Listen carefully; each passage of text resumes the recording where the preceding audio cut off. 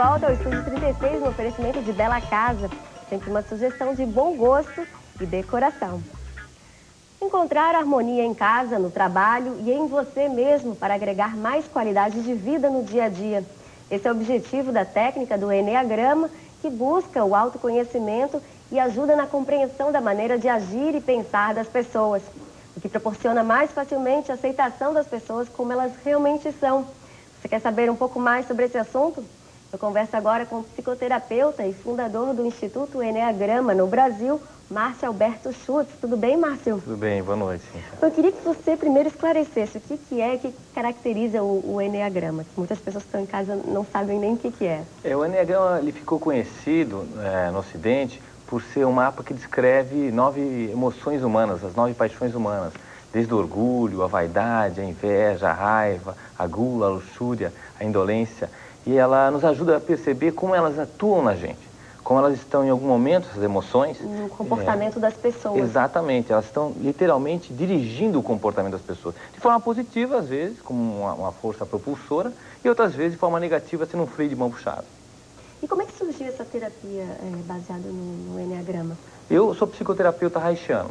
E quando conheci o Eneagrama, que descreve exatamente essas 9 emoções, eu fiquei fascinado porque Reich, que é esse psiquiatra contemporâneo de Freud, ele falou muito das emoções, mas em forma de tensão muscular. Então, por exemplo, no nosso trabalho do Instituto Eneagrama, quando a gente fala de raiva, a gente não fala só de uma predisposição psicológica, a tendência ao perfeccionismo, à exigência, mas sim tensão no segmento oral, tensão no segmento visual. Um envolvimento muscular, corporal. Exatamente. Até porque emoção e músculo acabam sendo a mesma coisa, né? Ninguém diz assim, olha, eu estou tão tenso hoje, sabe? Tão tenso.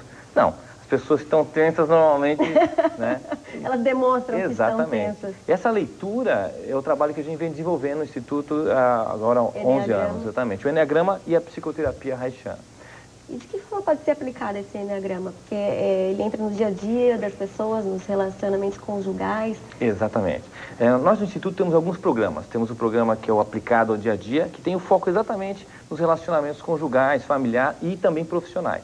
A ideia é fazer com que a pessoa, a partir da descrição dessas 9 emoções, perceba qual das 9 ela tem maior força, predomina nela. Nela. Exatamente, que vai dar como se fosse um eixo de como ela percebe a realidade.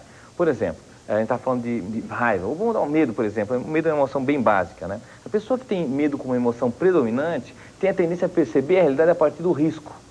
Será? E tende a abandonar o que ela quer em função daquilo que é mais seguro.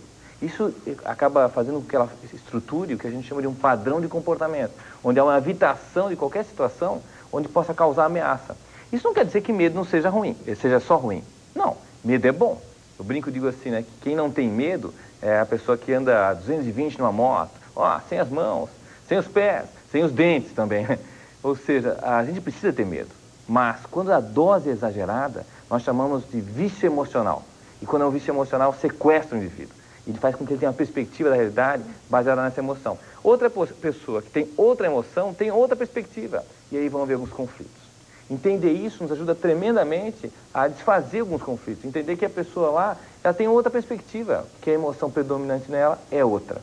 E aliado a essas emoções, existem 9 tipos de comportamento, é isso? Exatamente. E que comportamentos são esses? Quais são os 9? Então vamos lá. Por partes. O tipo 1 do Eneagrama, a emoção 1 é a raiva. Né? Eu estava brincando um pouco sobre a raiva antes. E gera esse padrão de comportamento que nós chamamos de o perfeccionista. Acaba sendo uma pessoa extremamente exigente com as coisas, tensa com as coisas, onde o esforço é o tema principal. São os devotos à meritocracia. Só merece quem fez, quem se esforçou. Claro, não há nada mal com esforço. O problema é quando ela se torna um vício emocional. Aí só vale se tem esforço. A pessoa acaba gerando muita tensão ao redor dela, nos relacionamentos. Porque ela exige que as pessoas sejam como ela é tão exigente quanto. Já a emoção 2, que gera o tipo 2, é o orgulho. É a sensação de eu dou conta, eu sou capaz. E não há nada mal com isso também. Que bom que possamos nos sentir capazes. Mas, quando é um vício emocional, essa emoção sequestra o indivíduo. Aí o que acontece? Ele acha que ele é capaz do que ele não dá conta. E ele se passa. Todas têm qualidades e defeitos, Exatamente. né? Nunca nenhuma vai ser a perfeita. Não existe perfeita. Esse é o barato do trabalho do Eneagrama. Não existe perfeito, não existe ideal. O fato é identificarmos qual delas estão literalmente influenciando positiva e negativamente. Negativamente da gente. A gente tem que se reconhecer. E qual que é a importância desse autoconhecimento? Ele nos ajuda tremendamente a lidar com a maioria dos nossos conflitos, né, conjugal, familiar, e também perceber que muitas coisas que geramos nos nossos conflitos vêm exatamente da nossa perspectiva. Nós somos, digamos assim, os responsáveis por muitos dos nossos